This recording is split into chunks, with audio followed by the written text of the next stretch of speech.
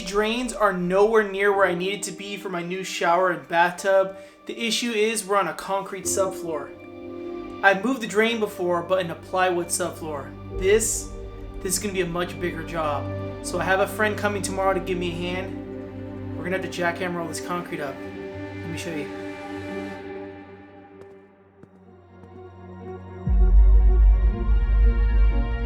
I can 45 it and rotate the P-trap and just figure out. So if you're nervous about cutting into your concrete slab and you've never done it before, it might be a good idea to have a friend here who's also never done it before so you can figure it out together.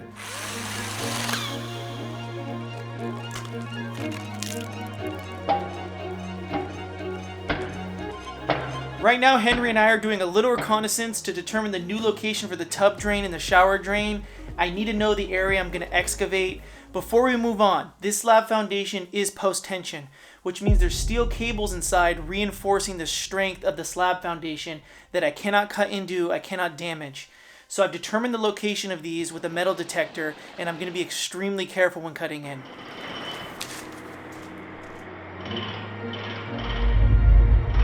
Looking pretty good so far. We're going to be using a Schluter prefabricated substrate for the shower base and an A&E freestanding bathtub.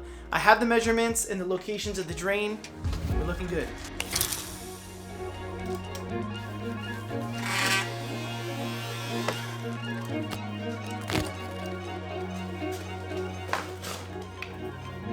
Have you ever used one of these before? This is a line snapper and it uses chalk to create a straight line. I'm going to use it to outline where I'm going to make my cuts into the slab.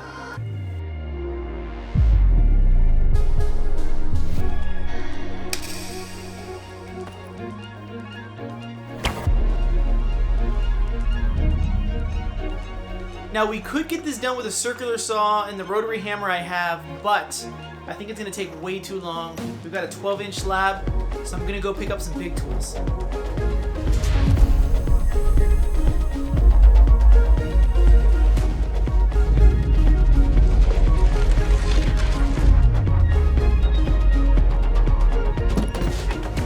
We got the big tools here, and if you've ever worked with concrete before, it creates a lot of dust. We're going to try to mitigate that by using some water, but we're going to contain the dust in this area by sealing it off.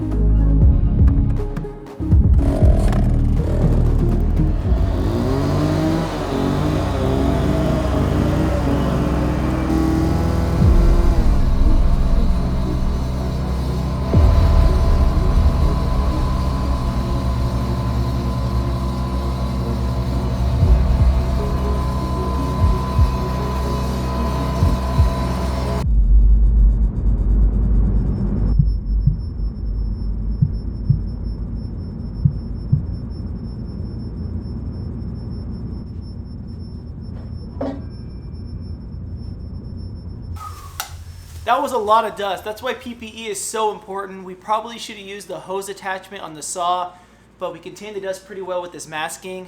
Up next, jackhammering.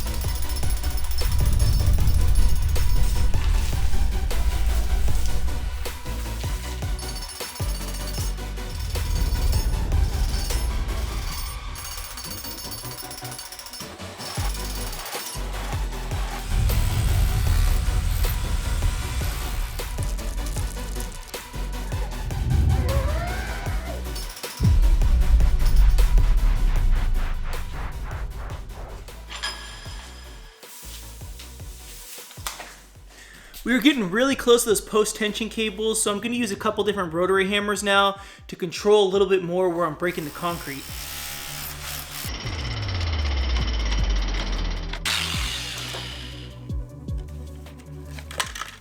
So this right here is the post-tension cable I've been looking out for, and I'm just careful to work around it. That's why I'm glad I'm using the rotary hammer now. It's so much more precise. Let's continue.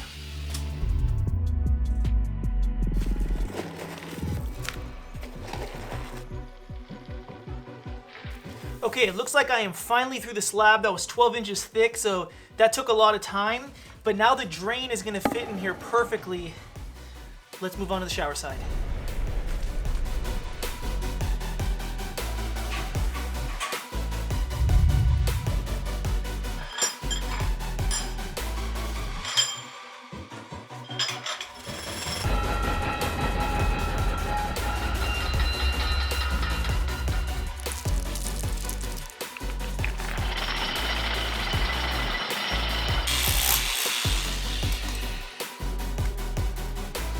Okay, I think we're done breaking concrete for today.